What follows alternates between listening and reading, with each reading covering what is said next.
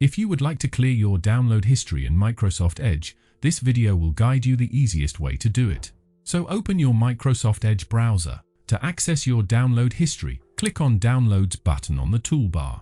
But if you don't see this Downloads button, click on three-dot menu in the top right corner, then select Downloads. This will open the same download history list. To clear all of your download history, click on three dots in the Downloads panel, then select Clear All Download History, and confirmation dialog will appear. If you are sure you want to remove all download history, click on Remove All button. You can also do this another way. Click on three dots, then select Open Downloads page. That will take you to your full downloads list. To remove everything, click Clear All, then click Remove All to confirm. Your download history will now be removed from your Edge browser. That's how you can clear all download history in Microsoft Edge. Thank you for watching and have a great day.